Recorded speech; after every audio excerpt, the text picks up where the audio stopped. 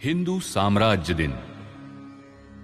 हिंदू साम्राज्य दिनोत्सव को अपने कार्य के संबंध में प्रेरणा प्राप्त करने हेतु हम लोग विशेष पर्व मानते हैं।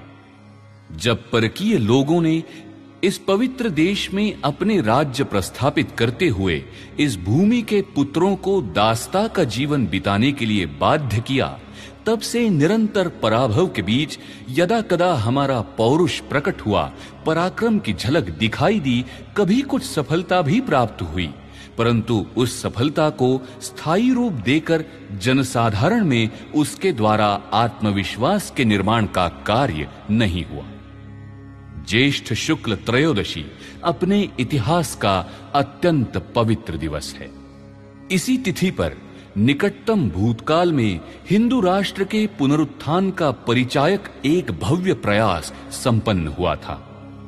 मैं समझता हूं कि इन 300 वर्षों में उस पर्व की स्मृति को दिन प्रतिदिन अधिकाधिक उज्जवल बनाते रहने का श्रेय इसी दिवस को है।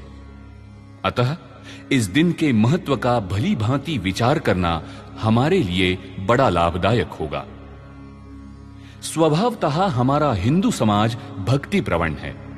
ईश्वर की उपासना करने और जिसमें श्रेष्ठता का अनुभव होता हो, वहां ईश्वरीय अंश की कल्पना करते हुए भक्तिभाव के साथ मस्तक झुकाने की एक स्वाभाविक धारणा हमारे समाज में जड़ पकड़ी हुई है। सामान्य समाज की धारणा है कि महान आत्माएं ईश्वरांश होने के कारण उन्हें अलौकिकता प्राप्त होती है। यहां तक उक्त धारणा में कोई भूल नहीं है, परंतु आगे बढ़कर इन सारे महापुरुषों को मानवता के परे समझकर ईश्वर की श्रेणी में ढकेल देने की भ्रमपूर्ण प्रवृत्ति समाज में विशेष रूप से पाई जाती है। इस प्रकार महापुरुषों को ईश्वर की श्रेणी में ढकेलकर हम एक तरह से छुटकारा पाने की चेष्टा करते हैं। साधारण व्यक्ति स्वतः को दीनहीन, दुर्बल एवं लाचार समझता है और आशा करता है कि परमेश्वर अवतार लेकर संकट में उसकी रक्षा करे। संकट का सामना करते हुए आत्मरक्षा करने की जिम्मेदारी उसके सिर पर न पड़े, वो आराम से बैठा रहे और भगवान की कृपा से सब कुछ ठीक ठाक हो जाए। ये चेष्टा जीवन के प्रायः सभी क्षेत्रों में पाई जाती है।